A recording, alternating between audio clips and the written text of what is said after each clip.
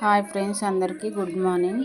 ఈరోజు అయితే నేను ఇవి ఒక యాపిల్, ఒక సంత్రా అయితే తీసుకుంటున్నానండి. ఫ్రూట్స్ అనేవి మీరు ఏ టైంలో అయినా తినొచ్చండి. బ్రేక్ఫాస్టే కాకుండా మీ ఇష్టం, ఎప్పుడైనా తినొచ్చు. కాకపోతే ఫ్రూట్స్ అయితే కంపల్సరీ తినండి.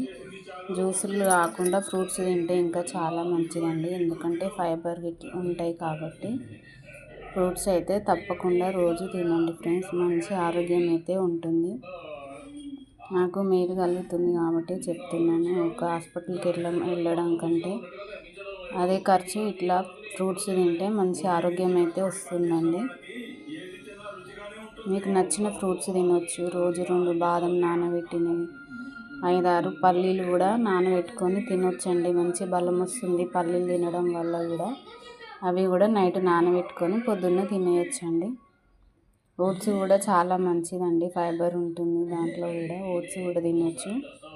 మీకు ఏది నచ్చితే అది, ఏ ఫ్రూట్స్ అయితే ఆ ఫ్రూట్స్, అందుబాటులో ఉన్న ఫ్రూట్స్ అయితే తీసుకోండి. జామ పండు, మీకు ఏది నచ్చితే అది తినొచ్చండి. కానీ కంపల్సరీ ఫ్రూట్స్ అయితే తీసుకోండి.